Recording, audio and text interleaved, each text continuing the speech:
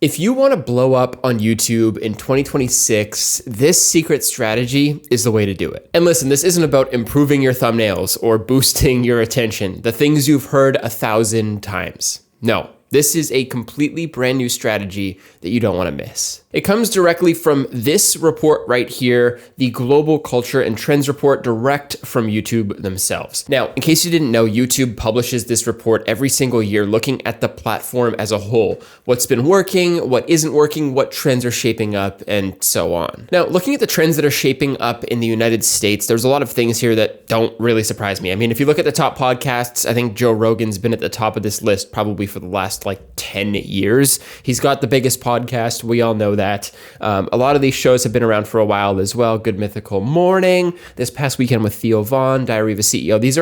These are podcasts that we know are doing really, really well. And the topics, I mean, again, these are things that we kind of knew were happening throughout the year. But what really surprised me is this section right here, the top creator section. So what this is, it's not the top performing channels on the entire platform based out of the US. It's a little bit different. The United States top creators are the channels within the US that have gained the most American audience. And this applies for every other country that they analyzed as well. So when you look at the people who have the most American audience, the top 10 channels, the fastest growing channels in the US based audience, this is the list that they have.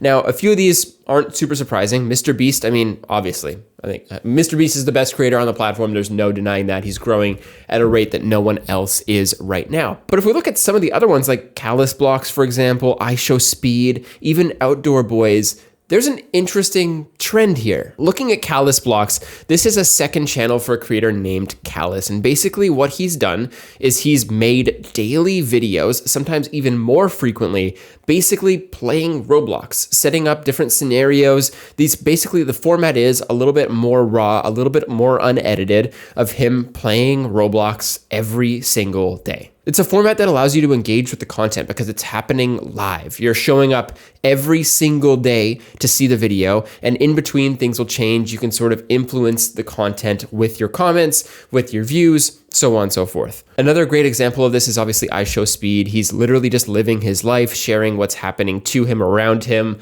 and his streams do remarkably well. Like this Kenya stream, for example, 9.6 million views. But the trend here between these two so far is that they're very raw. They're almost like they create a relationship with the audience where it's not just like the creator is on a pedestal. The creator is sort of like in the audience with the audience. It's like all together. It's like a team. It's like a relationship, right? Same thing with Outdoor Boys. Now, Outdoor Boys grew a ton after he quit.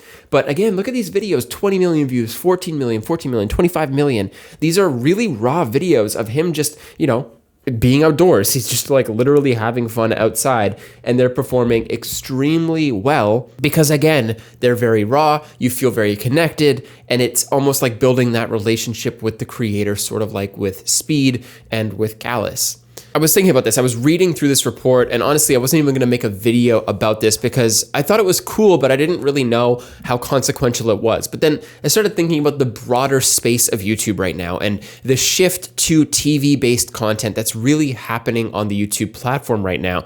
And I started to realize that these videos are actually very intentional. The creators who are posting these raw videos are almost going against the grain of what traditionally has worked on YouTube over the last 5 years. You think about the Mr. Beasts, the Zach D Films, these creators who are putting out highly produced videos. Outdoor Boys goes completely against that grain. It's videos of him literally outside just documenting what's happening for 50 minutes to like an hour and a half. They're very long form, very raw, very engaging. So in a world where YouTube is shifting to be the #1 platform used on TVs, you have to wonder whether people are choosing to kind of lean into that more human, that more natural aspect that YouTube was initially really good at. And the report actually talks about this a little bit. Other rising creators tried out formats that let viewers feel more integrated in the creation process. So again, instead of like making these highly produced videos, having them built out for months and months on end, like the Mr. Beast videos that are filmed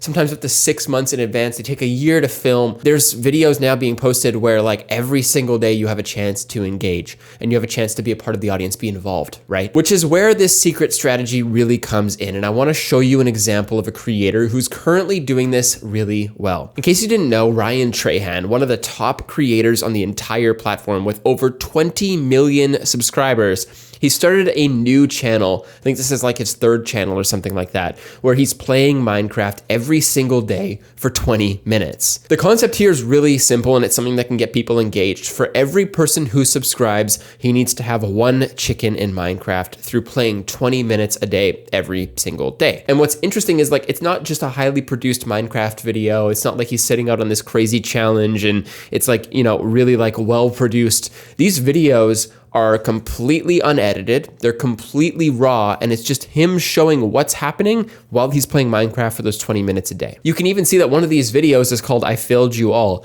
Basically what happened is that his screen recording software didn't work, so he uploaded the video unlisted and then posted a video talking about what happened in his car. This is, again, it's a completely different strategy from what we've seen over the last few years of these high production, like high quality YouTube videos. And there's another creator who's doing this as well. Kai Cenat, one of the top streamers on the platform. He's actually stopped streaming, but he's also started posting videos on this secret channel called Kai's Mind. I don't know if you can call it secret if it has that many subscribers, but anyways, these videos basically are just him going through and building up skills, him like applying things to, these videos are pretty much just him like going through and trying to improve his skills, improve himself, and really better himself as a person. So like you can see working out to better my health day 18, reading for 15 minutes to help me speak better part 21. So these are videos of him literally just learning skills, learning how to improve himself, listening to music, talking about the things he bought. It's engaging that audience to get them involved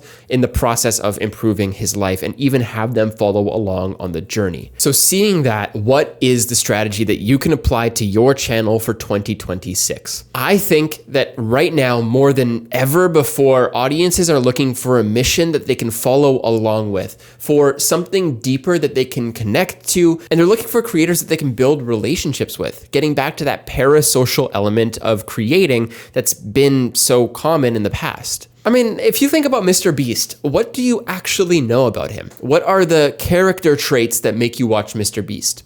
The truth is, there isn't any. You're not watching Mr. Beast for his character, for his traits. You're watching Mr. Beast for the video topic. And so what creators are doing now is they're trying to build depth within that core audience. So what I'm adopting for my own channel for this year is just trying to like layer back the production elements and layer in more personality and humanity into my videos. It works. I mean, Outdoor Boys, the creator, he quit YouTube earlier this year and he's still getting 20 million views on the next video that he posted. The relationships you can build with your audience, if you can connect to them on this like raw, very unedited, very unfiltered level, it lasts forever. These relationships go beyond just being a creator who makes good videos. It's being someone who can make an impact on the audience. It's about being someone who can leave a lasting message. Even something like Ryan 3000, the message of this may be to like, you know, get one subscriber for one chicken, like that. That's the face value. But there's a deeper layer here of having fun, of showing up and playing Minecraft, of that raw, unfiltered, it doesn't have to be performative level of content. Bottom line, don't overthink your videos, start small and have fun. I mean, this video right here, probably a good example of that. Anyways, if you like this and you're gonna try that out, be sure to subscribe because on this channel, I'm uploading twice per week, sharing tips on how you can grow your channel. And if you wanna learn even more than that, I have a free newsletter that you can sign up for down below as well. But if you wanna actually make money from YouTube, check out this guide where I show you how to go full time.